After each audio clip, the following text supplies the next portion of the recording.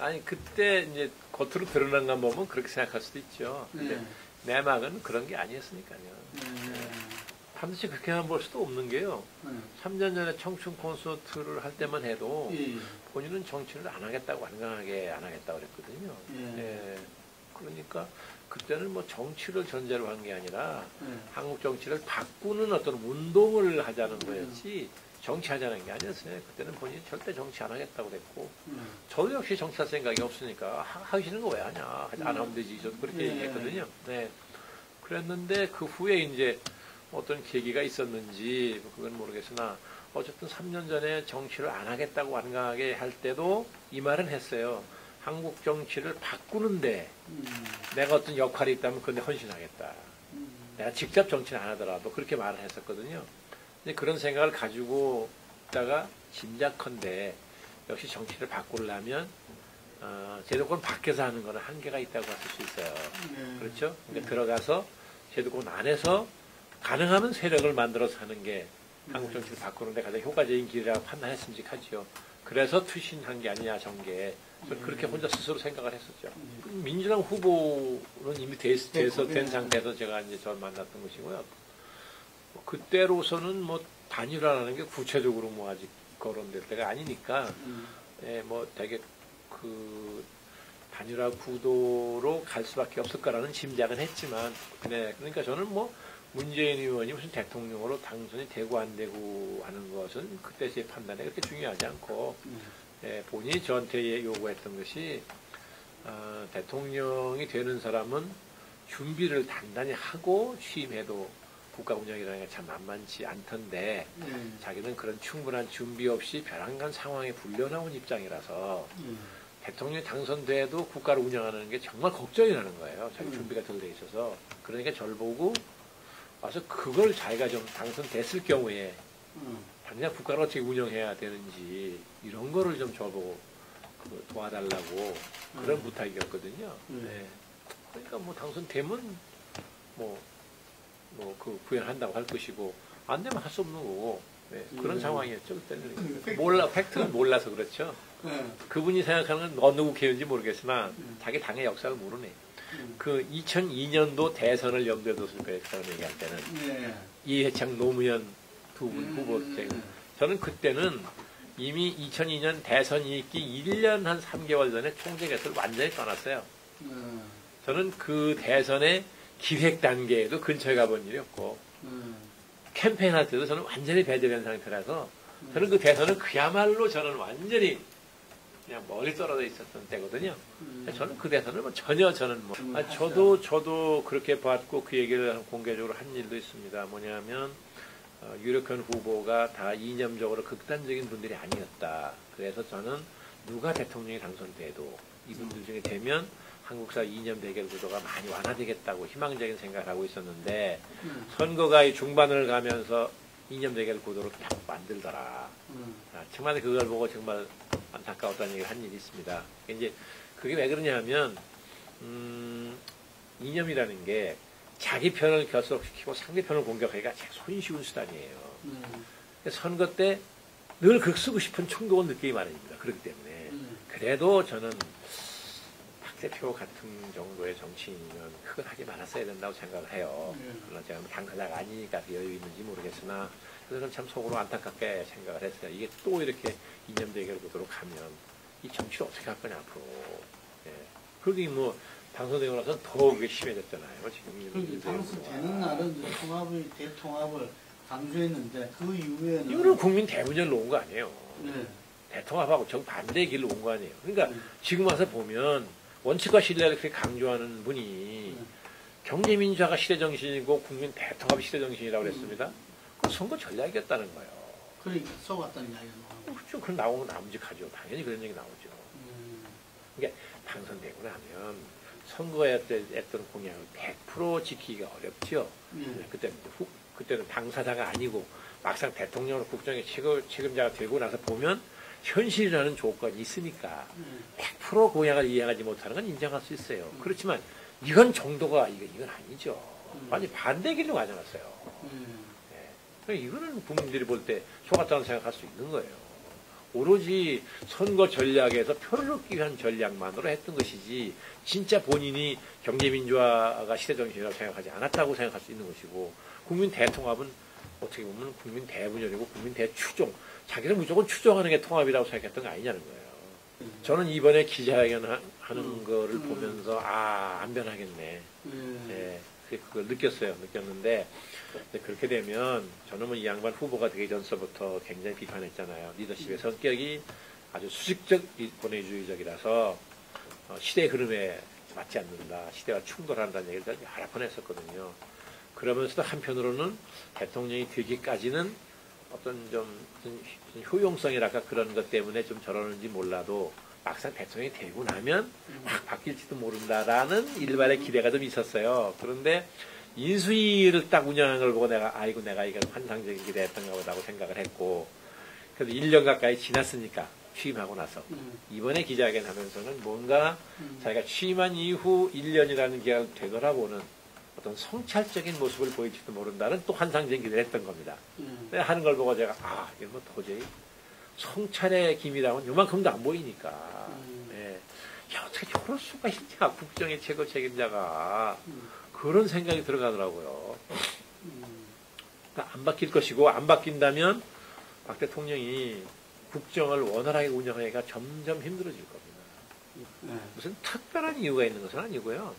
이거죠. 아까 잠깐 말씀드렸지만 1998년도에 이회창 총재를 모시고 일을 시작할 때 이 총재가 국민한테 약속하신 게 삼김식 구태정치를 청산하고 새로운 정치하겠다는 거였어요. 정치 개혁을 해가지고.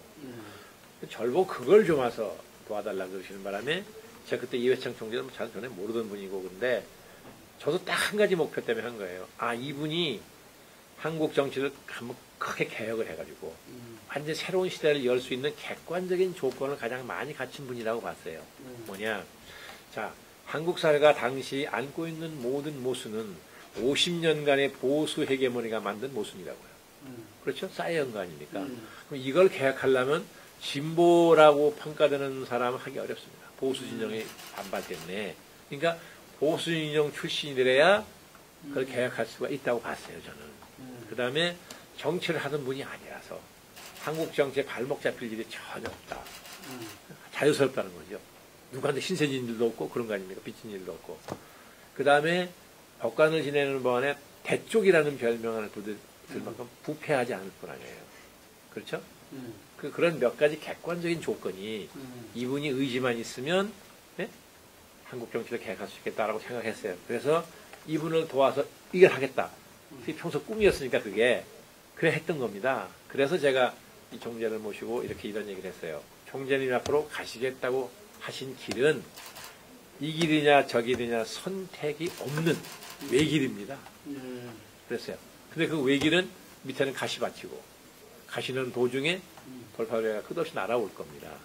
네?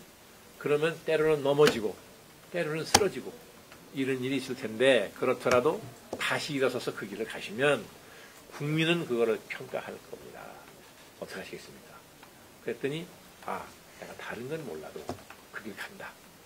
내가 윤 장관한테는 내 의지를 분명히 밝혀주는데 나는 그 길을 간다. 쓰러지면 또 일어서고 쓰러지면 또 일어서고 간다는 거죠. 그래서 그런 각오가 있으시면 제가 모시고 가겠습니다. 예? 예, 그런 방송이 바꿀 수 있습니다. 이렇게 말씀드린 일이 있어요. 시작을 했던 거죠. 그래서 이제 그게 98년도거든요. 2000년 16대 총선이 다가왔잖아요. 저를 보고 이제 총선 기획단장을 맡아라 그러시는 걸 제가 못한다고 그랬다가 이제 되게 꾸준하고 들었어요. 다른 사람 맡길 사람 없는 거 뭐냐 하면서 안 한다고 그러면 어떡하냐? 그러면 하수식을 맡아가지고 이제 공천 준비한 거 아닙니까? 그래서 제가 총재께 가서 자, 총재님이 국민한테 약속한 정치 개혁을 처음으로 약속을 지켜야 될 기회가 왔습니다. 여기서 개혁 공천하셔야 되는데 야당은 양적인 개혁을 못합니다. 질적인 개혁을 가야 되는데 질적인 개혁이 뭐냐? 다수의 사람을 못 바꾸니까 상징성이 강한 소수의 사람을 바꿔야 됩니다. 그건 누구? 김윤환, 이기태까지 가니까 당신 미쳤구만 딱 그러시더라. 왜 미쳤다고 생각하세요? 당신이 이게 가능하다고 생각해? 왜 불가능합니까? 이 사람아. 지금 한나라당이라는 게 김윤환 사단과 이기택 사단 두 개의 산맥으로 이게 지금 구성이 돼 있는데 이 두 개 산맥의 보수를 동시에 목을 쳐? 이 사람은 그게 가능하다고 생각하냐고 그러시더라고요. 그래서 제가 왜 가능하냐 하는 설명을 쫙 드렸어요. 그랬더니 이론적으로는 당신 말이 맞는데 난 그래도 못한다는 거예요.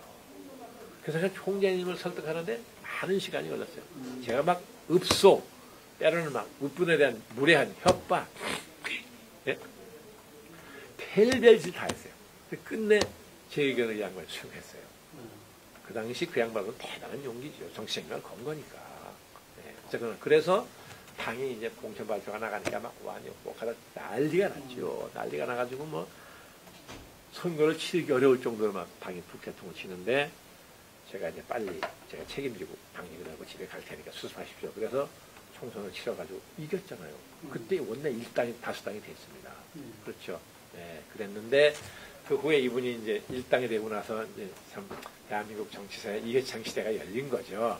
네, 그러고 나부터는 이분도 이제 좀 개혁의 의지가 서서히 좀 묽어지고 또 주변을 둘러싼 왕당파들이 또 총재한테 또 달콤한 소리를 길이 해야 되니까 이 양반이 굳이 제가 요구하는 그 고통스러운 개혁을 하기 싫으신 거죠.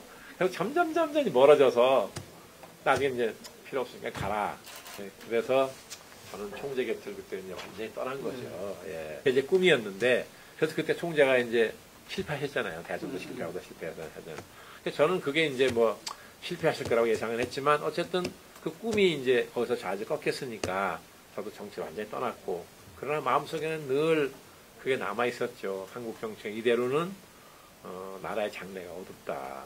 이거 바꿔야 되는데 참 어떡하나 이런 생각을 늘 하고 있다가 제가 근래 지난 한 5년 동안 이제 시민사회 활동을 다시 시작하면서 지방이건 서울이건 강연요청 그런 거마다 다 가서 일관되게 얘기한 게 그거예요. 정치 이대로는 안 된다. 정치를 바꿔야 한다. 이것만 얘기한 거예요. 예. 그리고 제가 최근에는 협동조합까지 만들었잖아요. 시민운동 하려고. 그게 다 뭐냐면, 예, 결국 한국 정치를 바꾸려면 소수의 정치인에게만 요구해서는 안 되고, 결국 주권자인 국민의 의식이 바뀌어야만 이게 가능하다고 봤기 때문에, 장고한 세월이 걸리더라도 근원으로 돌아가자. 그래서 협동조합이라는 걸 만들어서 조합원을 모집해가지고, 그 조합원이 운동의 주체가 돼서, 말하자면, 이제 시민의식 운동을 하려고 시작한 거였거든요. 네, 그랬기 때문에, 안철수 의원이 저한테 와서 자 새정치를 하려고 제가 이렇게 노력을 하고 있는데 사실 이 정치개혁은 3년 전 청춘 콘서트를 할 때 제가 안 의원한테 강조했던 거예요. 고쳐야 되는데 이 기득권 구조라는 게 양당의 기득권 구조라는 게 철근 콘크리트 같아서 웬만한 에너지가 좀 부실 수가 없다. 근데 당신 청춘 콘서트를 지금 몇 달 해보니까 가는 데마다 저렇게 젊은이들이 열광을 하니 저 열광을 조직화하면 상당한 에너지를 끌어낼 수 있겠다. 그러니 그 에너지를 모아서 기성 정치권을 향해서 바꾸라고 요구를 하자. 그러면 2012년에 봄에는 총선거, 겨울에는 대선이 있으니 정당들이 우리 요구를 외면하지 못합니다. 그래서 외부에서 오는 그 압박을 수용할 태세를 갖추면 당 내부에 있는 변화의 동력이 커져가지고 안에서도 변화를 요구하는 목소리가 나온다. 그러면 안팎에서 변화의 움직임이 생기면 한국 정치가 많이 바뀔 거 아니겠느냐. 그러면 당신이나 나나 소기의 목적을 달성하는 거다. 해보자. 이렇게 했던 거거든요. 그러니까 안 의원이 이걸 상기시키면서 내가 안 하겠다 그러니까 아니 3년 전에 저한테 이거 하자고 먼저 한 번이 장관 아니냐는 거죠. 그건 뭐 객관적으로 맞는 말이죠. 그 말은. 예. 그런데 제가 어쨌거나 새정치를 하겠다고 나와서 했는데 이게 뭐 이제 뭐 역부족도 있고 뭐 준비부족도 이래서 이렇게 힘드니까 와서 좀 이것 좀 이끌어 주시라는데 이거 왜 안 해주시냐고 계속 이제 쪼르는 거죠. 예.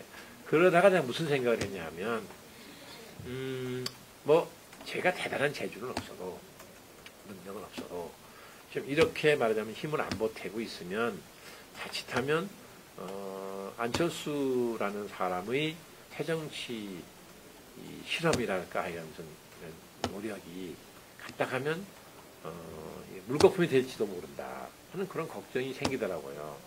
만약 그런 일이 벌어진다면 앞으로 상당 기간 동안 어느 누구도 한국 정치에서 이걸 바꿔보겠다고 나서는 사람이 안 나올 거라는 거죠. 다 실패한다고 보니까 문국현 씨도 예를 들면 실패했지 뭐 안철수 현상도 실패했지 그럼 누가 감히 그걸 해보겠다고 하는 도전의식을 갖겠냐고요. 그래서 이렇게 되면, 아, 이건 안 되겠다. 그러니까 누구라도 들어가서 힘을 보태가지고 저 노력이 물거품이 되게는 하지 말아야 된다. 이런 생각을 제가 하게 된 거죠. 예, 그래서 이제 마지막 순간에 그 생각 때문에, 아이고, 내가 뭐, 예, 가서 그런 걸 할 때, 세상이 날 보고 뭐라고 하든, 이거는 의미라고 생각 때문에 해야지.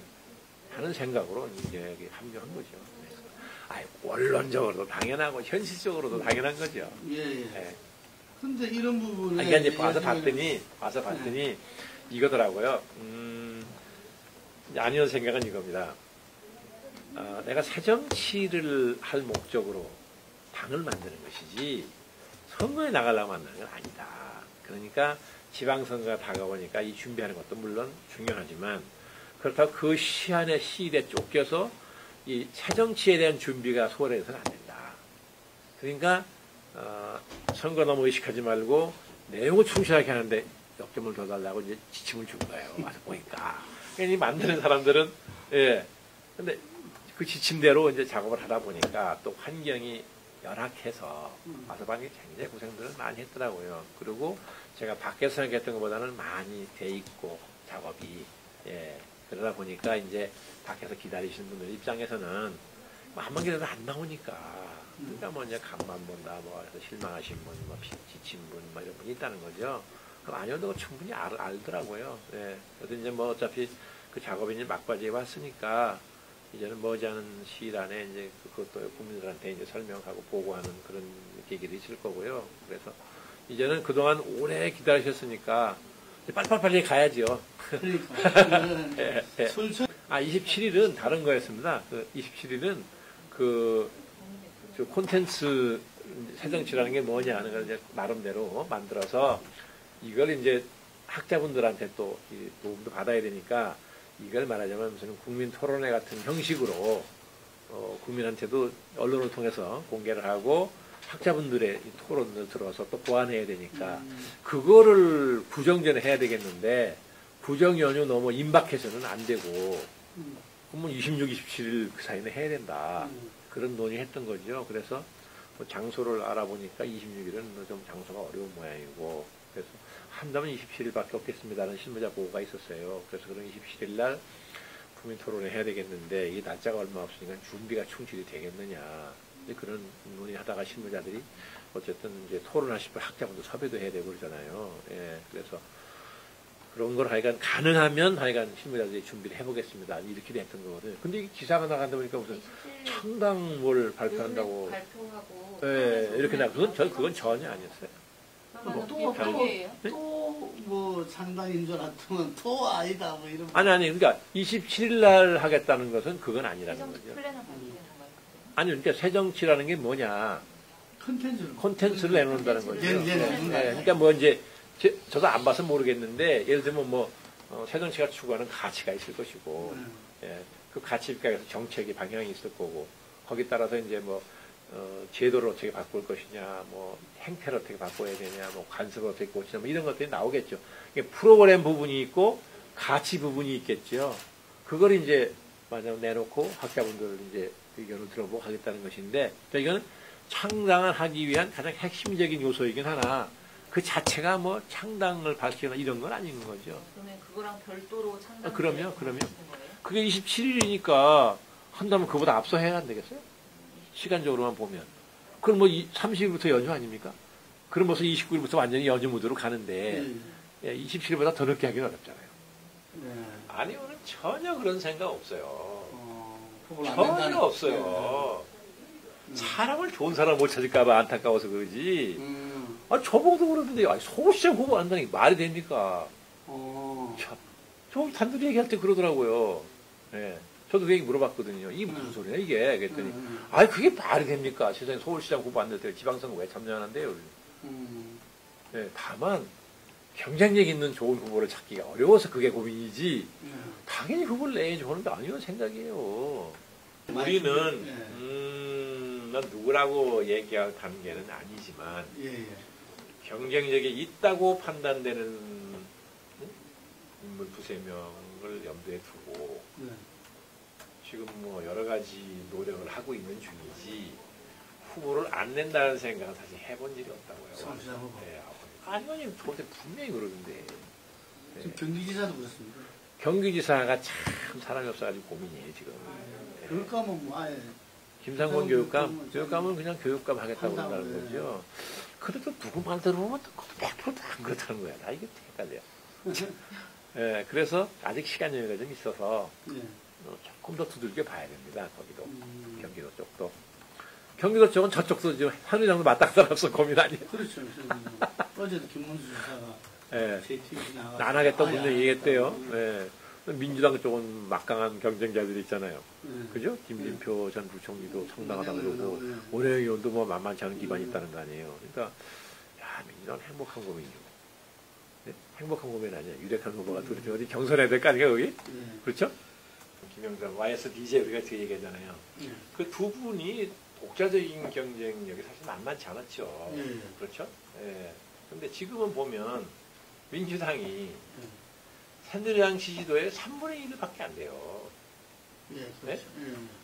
그러면 민주당 지지도가 지금 10% 선이잖아요. 네. 그렇죠. 10% 대가 10%선 아니에요, 지금? 네. 어떤 9% 몇점 나오고 그러잖아요. 3당일 때 그렇죠. 3당. 그래서 어쨌든, 예. 어쨌든 지금 그럼 두 당을 비교해봐도 현격한 차이가 나잖아요. 네. 그러면 그렇게 민주당 지지도가 낮은 게 이게 안철수 때문이냐는 거예요. 아닌 거예요. 예. 예? 그러니까 민주당이 우리 보고 야권 분열 얘기하는 거는 말이 안 된다는 거예요. 그럼 우리 없으면 독자적으로 이길 수 있냐는 거예요. 못 이깁니다. 예? 그럼 차라리 우리한테다 양보해주든지. 모르겠으나 우리는 원칙적으로 연대는 안 한다는 거죠. 왜냐하면 하고 싶어도 못 한다는 거예요. 왜냐? 국민들 인식이 하여간 선거 앞두고 이것들이 연대하는 것은 이거 완전히 구정치 행태다. 이게 거래해가지고. 예? 예, 이걸 아주 부정적으로 보기 때문에 그러니까 낡은 정치의 전형적인 행태를 본단 말이에요. 그러니까 우리는 지금 새 정치를 표방하면서 새로운 세력을 만드는데 이게 등장하자마자 졌다고 짚어서 먼저 하냐 그러고 우리 한 칼에 가는 거예요. 예? 새 정치 후보 다 날아간다고요. 이걸 어떻게 우리가 하고 싶은 대로 할 수 있냐는 거죠. 지금이야 그럴 수 있죠. 지금은 지금 그 실망 때문에 예, 지금 기대가 많이 식어 있는 거 아니에요? 네, 그러나 신당에 대한 그렇죠. 이 기대가 많이 식었잖아요. 지금 열망이 많이 식었잖아요. 네, 그러니까 지금은 그렇게 추진력이 이렇게 못 끌고 그러니까 이제 예, 그러나 우리가 하기 따라서는 그런 기대와 열망을 되살릴 수 있으니까 예, 그렇게 노력을 해야죠. 왜 광역을 왜 한 군데만 가능하다고 생각하세요? 아니, 세 군데잖아요, 수도. 예, 최소한 두 군데는 먹어야죠. 두 군데는. 예. 부장님 말씀은 이렇게 그냥 하시는 말씀이 아닌 것 같은데. 아니, 이제 그렇게 목표, 셋 중에 셋은 다 못 먹어도 뭐 과역이죠. 둘은 한번 가져보자. 현실적으로 못 될 것도 없다. 라고 생각하는 거죠, 지금은. 근데 우선 이제 앞으로 해야 될 일이 많죠. 뭐 인물로 좋은 인물을 골라야 되지만 선거 전략도 잘 만들어야 되고 여러 가지 할 게 많지만 왜 그게 불가능하냐는 거예요. 개혁주의라는 건 이데올로기는 아니죠. 그러니까요. 예, 뭐 개혁을 뭐 중시하는 개혁을 추구하는 하나의 태도를 얘기하는 것이 이게 이념은 아니죠. 그러나 진보적 자유주의는 분명한 이데올로기죠. 예, 뭐 최장직 교수님이 진보적 자유주의의 개념을 설명한 일은 없죠. 그냥 진보적 자유주의라는 말씀에서 개념을 설명한 일이 없는데 저 같은 경우는 가장 그걸 뭐 손쉽게 받아들이는 방법은 자유주의야 물론 뭐 해석할 필요 없지만 앞에 진보적이라는 걸 붙이신 것은 제 짐작에 사회적 약자에 대한 배려를 중시하는 예? 그런 의미에서 진보적이라고 붙였다고 보고 그 중에서도 특히 노동 세력에 대한 배려를 그 양반 늘 평소 주장하시는 분이죠. 그래서 그때도 제 기억에 노동 세력에 기반한 정당이라고 말씀하신 것 같이 기억이 되는데 예, 그런 의미에서 진보적 자유주의 붙이신 거라고 생각하는데요.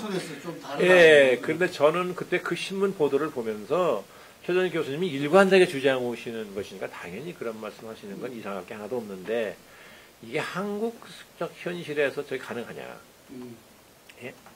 예, 이게 유럽의 모델인데 특히 영국 같은 데 모델이죠. 유럽 모델인데 우리나라는 다 아시다시피 노동자가 계급의식이 없죠. 그렇죠? 계급의식이 없어요. 그래서 투표할 때 반계급적 투표를 한다 그러죠. 번번이 그랬습니다. 지금도 보면 예. 블루 칼라에서 박근혜 씨가 제일 많아요. 또 노조 조직률도 아주 낮아요.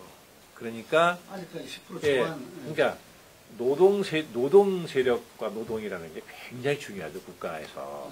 그렇긴 하나 현실적으로 노동 세력에 기반한 정당을 만든다는 게 이게 가능하냐? 장기적으로는 뭐 그게 있어야 되고 있는 날이 오겠으나 지금 당장 안철수 의원이 저걸 가지고 정치 실험하기는 내가 볼 때 좀 힘들 텐데 하는 그런 생각을 잠깐 한 일이 있었어요. 네, 그랬는데 바로 뒤따라서 안 의원이 자기 생각하고 좀 다르다는 거를 얘기한 일이 있었죠. 예, 그래서 어떻게 두 분 사이에 충분한 그런 교감이 없이 이런 얘기가 나간 모양이구나. 물론 이게 우리 헌법에 자유민주적 기본질서라는 게 딱 못 박혀 있어요. 대한민국 헌법 질서예요. 그러니까 자유민주적 기본질서라 자유민주주의가 아니라 자유민주적 기본질서죠. 이념의 스펙트럼이 좀 넓어요. 그렇죠? 네, 그러니까 이건 헌법적인 규정이니까 이걸 벗어나서는 누구도 대한민국에서 정당 만들어서는 안 돼요. 네, 그건 말이 안 되는 거죠. 그러니까 그 이념의 스펙트럼 안에서 가치를 어떻게 배분하느냐, 정책을 어떻게 배열하느냐, 뭐 이게 굉장히 중요하겠죠. 그러니까 뭐 이게 뭐 진보냐 보수냐 자꾸 따지는데 안철수 의원이 자기가 이런 말 한 일이 있습니다. 저는 안보 분야는 굉장히 보수적인 편이고 사회경제적 분야는 굉장히 진보적인 편인데 이런 경우는 뭐라고 정체성을 한마디로 얘기할 수 있습니까? 네? 애매하다는 거예요. 그래서 자기는 상식과 비상식으로 분류한다. 그래서 저는 나는 합리와 균형을 기준으로 삼는다. 합리적인 균형 있는 것이면 이게 보수의 정책이면 어떻고 진보의 정책이면 어떠냐. 합리와 균형으로 판단해 볼 때 지금 우리나라에 필요한 정책이다 그러면 쓰면 된다. 네? 네. 그러니까 예를 들면 토니 블레어 같은 사람이 바로 제3의 길을 선택한 게 그런 거 아니냐. 뭐 그렇게 얘기한 일이 있어요. 그러니까 이 정체성을 요구할 때 한국적 분류기pháp 보수냐 진보냐 이렇게 물어보면 저는 보수도 아니고 진보도 아니라는 거예요. 어떤 때는 보수의 정체성이 나올 때가 있고 어떤 때는 진보의 정체성이 나올 수 있는 거잖아요. 그래서 제가 농담으로 누가 물어보겠어요. 농담을 삼아서 그랬어요. 나보고 정체성을 한마디로 하라면 난 진보적 보수주의자다. 그렇죠. 왜냐하면 자, 이명박 대통령이 등장해서 5년 사이에 이 만들어 놓은 이 모순이 무지하게 많죠. 뭐 저지른 과오가 굉장히 많다고 저는 생각하는 사람입니다. 가지수가 많다는 것보다도 큰 과오를 저질렀다는 거예요. 그래가지고 이걸 회복하는 사람이 등장했어도 참 힘들다고 생각했는데 박근혜 대통령은 그걸 회복할 수 있는 성격이 아니에요 보니까. 예? 예, 그렇기 때문에 이명박 박근혜 두 대통령이 10년을 집권한다는 경우에는 아마도 한국 사회의 모순이 폭발 직전 수준까지 좀 갈 거라고 봅니다. 예, 그렇기 때문에 이게 필연적으로 전혀 다른 생각을 가진, 다른 가치와 예, 다른 행동 양식과 사고 방식을 가진 이런 지도자가 등장을 해서 그 폭발 직전의 모순들을 많이 해소하거나 완화하거나 고쳐야 됩니다. 뭐 어쩔 수 없어요. 안 고치면 못 갈 텐데요, 공동체가. 10년의 모순을 완화하거나, 그죠? 개혁할 수 있는 사람을 저는 국민이 당연히 선택할 거라고 봐요. 지금부터 이제 쌓아야죠. 그러니까. 근데 그 부분이 17년도 네, 되면 쌓아야 되는데, 예. 본인이 그런 능력을 다 갖춘 지도자라는 게 동서양을망해서는 몇 명 안 됩니다. 예. 그 나머지는 어떻게 했냐 하면 좋은 사람한테 맡기는 거죠. 예, 내가 그걸 다 알 수 있는 건 쉽지 않으니까 예. 이 분야에 누가 제일 그래도 적임이냐 하는 사람을 찾아서 이게 나하고 몰라도 관계없고 예? 꼭 저하고 가까운 사람 무슨 이 사적인 인연 따라 사람을 쓰니까 저 모양이죠. 예? 공적으로 스크린을 쫙 하면 어느 분야나 괜찮은 사람이 꼭 두세 명은 있습니다. 솔직한 제 개인 심정 같아서는 이번 지방선거에서 말하는 이 신당은 어차피 당이 아직 만들어지지도 않았지만 예, 만든다 하다 보면 만들자마자 선거 치르는 거 아니에요. 그러니까 선거 준비를 제대로 할 겨를이 없이 선거제에 들어가는 겁니다. 그러니까 어차피 승리를 목표로 하는 건 무리다. 다만 여기서 국민들한테 이게 새정치 세력으로 장래성이 있다 하는 평가를 받으면 된다는 거예요. 그러니까 지방선거 결과에 연연할 필요가 없다는 겁니다. 저는. 그 대신에 국민이 볼 때 저 사람이 장래성 있는 사람이다. 우리 지역에서. 지금은 그렇게 당선을 못 되지만 저 사람이 앞으로 좋은 인재로 클 사람이다 말하자면, 예? 아, 저 사람은 새 정치를 할 만한 사람이다. 이런 평가를 받는 후보를 내놓으면 이번 선거에서는 당선자가 많이 안 나오더라도 국민들이 미래를 기대해 줄 거라는 거죠. 그러면 충분하다는 거예요. 그러니까 저 같은 경우는 앞으로 뭐 이제 말하자면 뭐 공천한다고 가정해 본다면 후보를 선택할 때 지금 당장의 당선 가능성 못지않게 중요한 것은 그 사람 장래성을 지역 유권자가 어떻게 평가할 것이냐 하는 게 굉장히 중요하다고 저는 생각해요. 우리는 같은 경우는 상향식 할래야 못해요. 당을 만들어서 금방 어떻게 상향식을 해요? 그러니까. 많은 당원이 없는데. 안 그렇습니까? 예. 그러니까 그건 현실적으로, 그렇죠. 현실적으로 그건 가능한 일이 아닌데, 다만 기존의 정당의 경우에도 상향식 공천이라는 게 얼핏 들으면 굉장히 민주적일 것 같죠. 현실은 그렇지 않습니다. 잘 아시잖아요. 네. 지역의 당원이 누굽니까? 대의원이 어떤 사람들이에요? 네. 상향식으로만 해버리면 사람 아무도 못 바꿉니다. 다 지구위원장들 다 다시 걸어주는 과정이 자연히 생기죠. 예.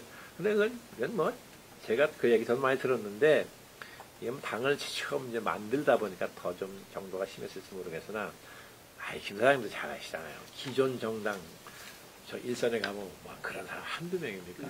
예? 제가 야당 출입할 때만 하더라도 공천 발표하면 나거나 막 중앙 당사가 막 깡그리 웃었잖아요. 캐비넷 책상에 다 때려 부시고 막 도끼 세몽둥이 난리 났었잖아요. 예? 전통적으로 그랬다고요. 지금은 참 얌전해졌지 사람들이.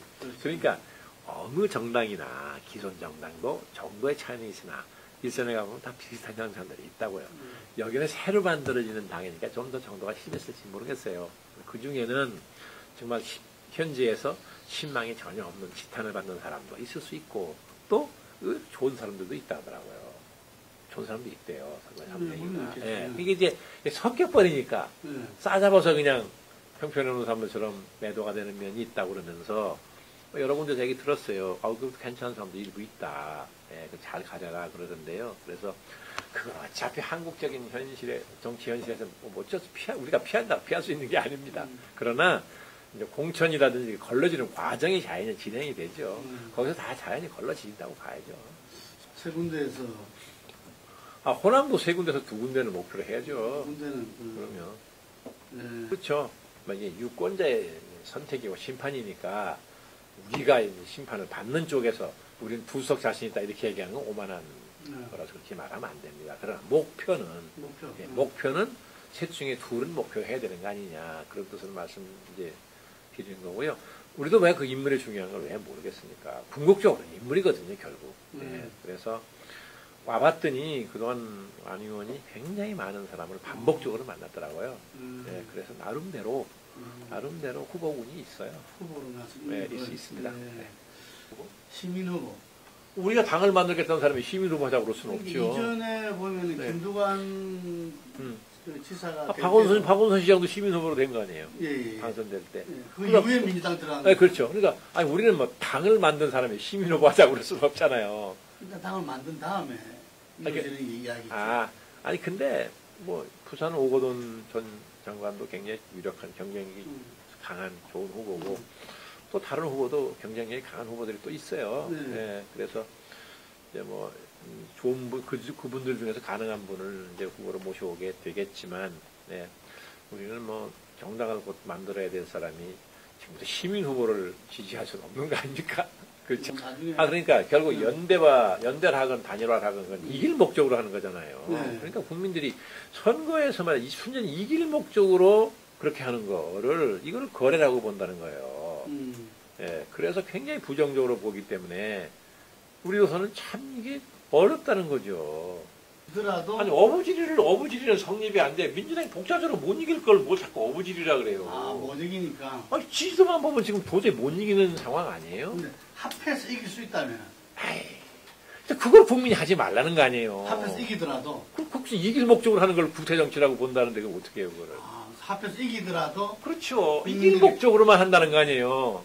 국민들이 그래 보기 때문에. 이길 목적으로만 연대한다. 저거 야합이고 거래다. 거래. 이른바 소위 새정치 콘텐츠라는 거를 고생을 많이 해서 열심히 만들어서 내놔도 이게 전에 보지도 듣지도 못했던 무슨 발명품이 나올 수 있는 게 아닙니다. 성격상. 그렇죠. 한국 정치에 대한 진단이 있어서 그 진단을 토대로 만드는 이제 방안이 있지 않겠어요. 그러면 이게 다 국민들이 익숙하게 들었던 얘기일 수밖에 없어요. 다 아는 일이고 그걸 가능한 한 이제 참신하게 좀 생각을 만들어서 국민들한테 참신하게 전달하게 노력을 하겠으나 원천적으로 이게 전혀 막 정말 기상천외 발명품이 나오는 게 아니라고요. 네. 그리고 이게 프로그램과 가치라는 것이 당장 무슨 내일 모레 국민에게 뭘 안겨주는 일이 아닙니다. 그렇죠. 그러니까 이게 발표가 되면 제가 보기에는 뭐 식자층이나 언론이나 국민들이 그래도 성실하게 만들었다. 제법 만들었다. 그 내용이 괜찮네. 이 정도만 평가받을 수 있으면 전 대성공이라고 보는 거예요. 그걸 발표했을 때 뭐 지지도가 확 올라간 한 일은 저는 안 생긴다고 봅니다. 성격상 생길 수가 없어요. 그러니까 이제 안 의원은 그건 그것대로 국민에게 당을 만드는 사람은 핵심적인 요소니까 국민에게는 보고를 해야 되고 그것만 가지고는 안 되니까 이제 국민의 여망이 지금 많이 식었잖아요. 오래 기다린 실망이나 이런 것 때문에. 그러니까 그 열망을 다시 되살리는 노력을 해야 됩니다. 네, 그렇죠? 네, 그렇게 해서 이제 기본적인 거 핵심적인 요소를 계속 국민에게 이제 보고해놓고 나서는 이제는 과거의 그 열망, 국민의 열망, 지지 되살리는 노력을 해야죠. 네, 그게 뭐 불가능한 일은 아니죠. 쉬운 일은 아니나. 왜냐하면 아직은 지지도가 꽤 열개 아주 많이 남아있으니까요. 네, 그래서 저는 요새 이제 그 생각하느라고 좀 골머리가 아파요.